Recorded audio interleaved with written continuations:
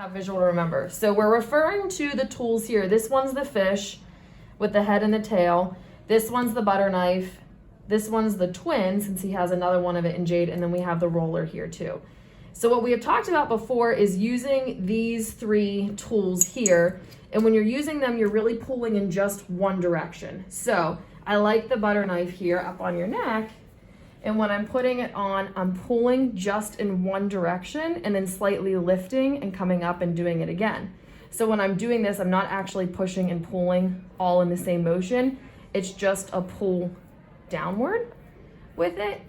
And then I do want to switch and then also push upward with it. But it's really just one direction at a time. And how far up do you go? You can go with this one kind of just right up until you're under that jawline. Okay. I'm not going to try and roll up over the jawline. Okay. We'll use the other tools kind of for that, as well as that jade roller. So with this one, remember I told you like these muscle fibers come up this way, and this is the one you're going to go parallel to the muscle fibers with. And then we'll come in with the twin. I'm going to use this edge of it here and do more of that perpendicular work. So you can really get the tip of it right under your jawline here and start doing some pushing. This way, again, just working in one direction. So right now I'm just working on like pushing towards the front of your jaw. And then I can switch my hands and do a motion coming up this way. Now, when we learn with the Graston tools too, you can do straight lines, but I think with this one too, this like fan motion also seems to be working really nicely just with the contour of the tool and the contour of your neck as well.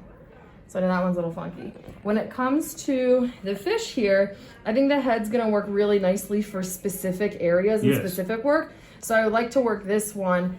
It's kind of starting all the way up underneath your ear here at the top of that incision. So now in that, is it both direct, is it bidirectional, the same amount of pressure, or is it just one direction? Still just one direction. Okay. With all these like jade green tools, it's gonna be just one direction. So right now, like I'll switch it up as I'm going though. So right now I'm pushing down, and then I'll start pushing forward for, you know, maybe like 10 or 20 strokes. And then I'll pull up and then kind of push backwards too. And I'll do that all along the way here. So right now I'm coming down along your jawline, pushing down, and now I can push forward. I think for me, the hard thing to remember whenever I'm using any of these tools is to try and keep my grips kind of light. You don't have to like, you know, hold on to these tools as tight as you can, but I find myself doing it all the time. But you can push through them, it's just that, and make sure you don't drop them, but you don't have to hold on to them like as tightly as you can, or you'll make your hands tired that way as well. So we come all the way up, and I know we have that spot in the front, but I think this one will work nicely for working. Yeah, show me how you work around that spot. Yeah, I mean, I just really work all the way through it, just going directly over it.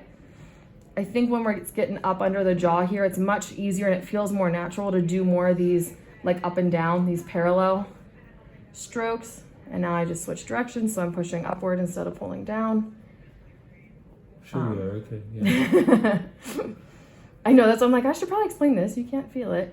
And then you can still come underneath and along the jawline here as well. And when you're pushing, this is where I say with the tools, you're really nice.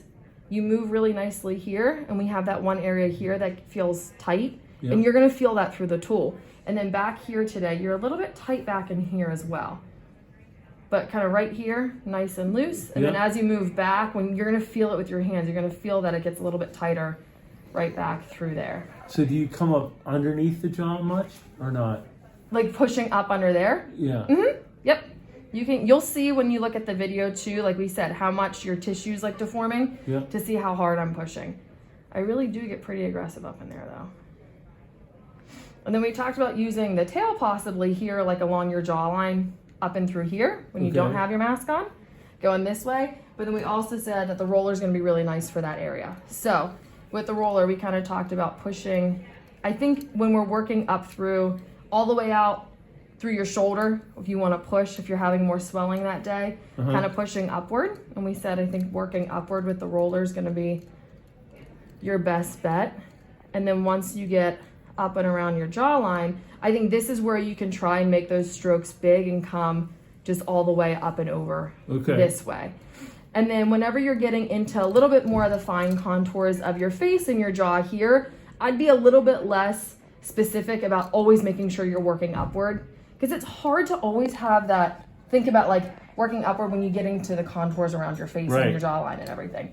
But I think this is where it's gonna work really nicely to keep coming and working up when you're in the neck region.